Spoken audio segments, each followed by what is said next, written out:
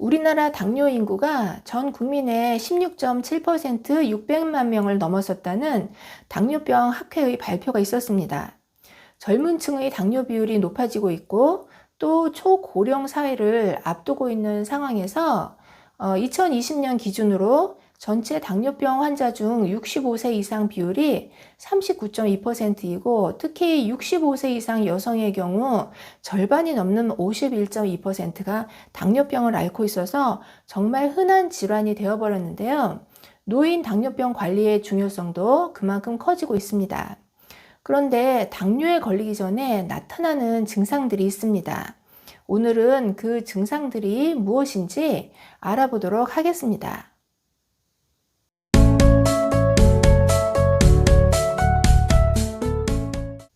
안녕하세요. 건강한 장수를 위한 모든 정보 장수마을입니다. 당뇨란 혈액 안에 존재하는 당분이 높아 피 속에 있는 당이 소변으로 나오는 증상입니다. 인체에 들어온 당은 에너지로 쓰이기 위해 세포 안에 저장이 되어야 합니다. 이때 인슐린이 세포에 당을 넣는 역할을 합니다. 하지만 이 역할을 제대로 수행하지 못하게 되면서 당이 세포 안으로 들어가지 못하고 당이 넘쳐나 소변으로 배출되게 되는데 이러한 증상을 당뇨병이라고 하는 것입니다. 이렇게 인슐린의 기능이 망가지게 되면 이 기능을 대신한다든지 보완해줄 시스템이 없기 때문에 우리가 평생 동안 관리를 해야 되는 어떻게 보면 굉장히 무서운 질환이죠. 그런데 이 인슐린의 기능 저하라는 게 어느 날 갑자기 하루 이틀 만에 뚝딱 일어나는 건 아니라는 겁니다. 50대가 돼서 당뇨 진단을 받았다 하더라도 이미 20대, 30대, 40대부터 생활습관, 식습관 이런 것들이 안 좋아져서 혈당 조절 기능이 점점 망가지고 있었다는 겁니다. 그래서 당뇨가 발생하기 전에는 보통 5년에서 10년 정도 발병 전 단계라는 게 있습니다. 이 상태에서는 우리가 건강검진에서도 발견되지 않기 때문에 방치되기가 쉽겠죠. 8시간 이상 공복 상태의 혈액으로 검사를 하게 되면 당뇨 전 단계의 분들은 검사했을 때 정상으로 나옵니다. 그래서 대부분 당뇨 걱정 안 해도 되겠구나 안심을 하게 되지만 이런 분들의 식후 혈당은 이미 정상 범위를 벗어나 있는 경우가 많습니다. 아주 서서히 당뇨로 진행되어 가고 있는 중인 거죠. 그래서 당뇨의 전조 증상을 아는 게 당뇨로의 진입을 막기 위해서 아주 중요한데요. 이미 내 몸에서 보내고 있는 신호를 잘 알아채서 당뇨가 되지 않도록 관리를 해야 한다는 겁니다. 그러면 지금부터 그 전조 증상들을 알려드리겠습니다. 우선 허기가 심해지고 살이 찝니다. 살이 급격히 늘어난 경우 당뇨가 발생할 확률이 급격히 올라갑니다. 왜냐, 인슐린이 제 기능을 하지 못하게 되면 우리 몸은 인슐린이 부족하다 착각하고 더 많은 인슐린을 분비하게 됩니다.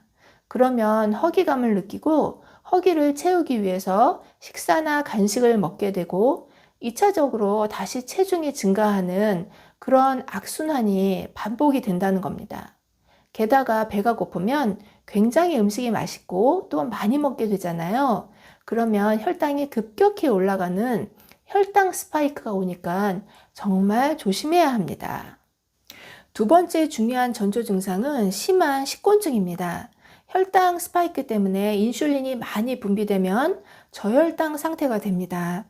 이러한 상태에서는 가장 많은 에너지를 쓰는 뇌로 충분한 당이 공급되지 않기 때문에 심한 식곤증이 올 수 있습니다.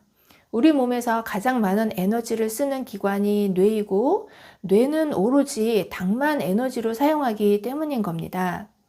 이때 우리 몸은 당을 제대로 저장하지 못하기 때문에 몸이 비상사태라고 인식하게 되어 당을 계속 축적하려고 합니다. 따라서 예전에는 없던 탄수화물에 대한 집착이 생기기도 하고 습관적으로 면이나 빵 또는 사탕과 같은 단 음식을 보면 과식을 하게 됩니다.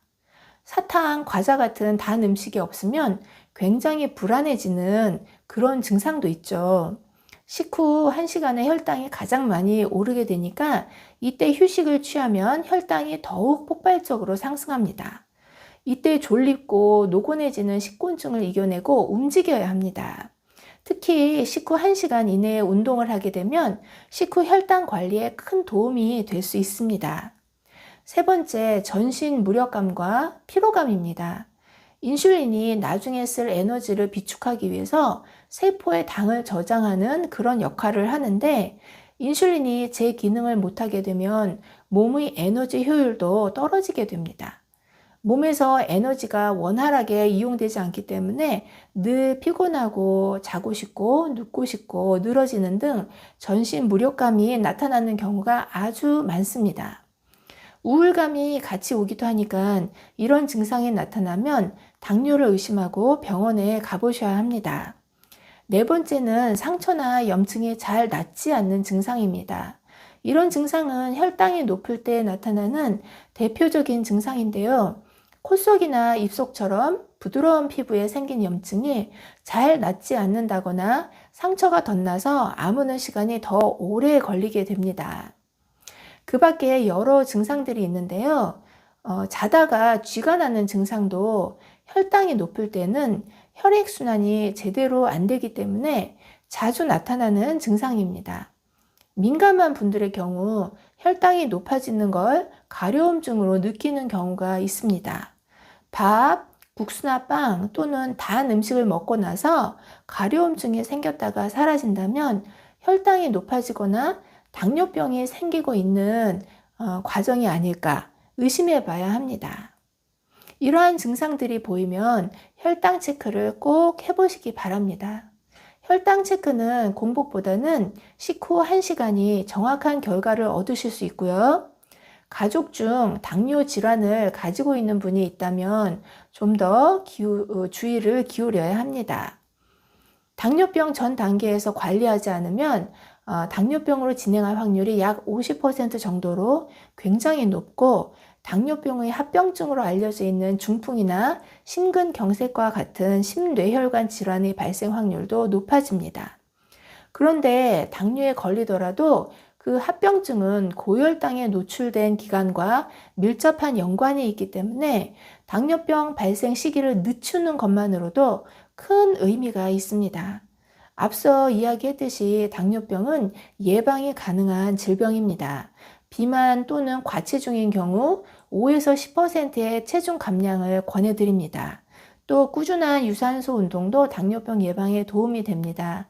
중간 강도, 그러니까 땀이 약간 나면서 대화를 하는 것은 가능하지만 노래를 부르는 것은 조금 어려운 정도의 수준 이상의 운동을 주 3회 이상 일주일에 150분 정도 하는 게 좋습니다.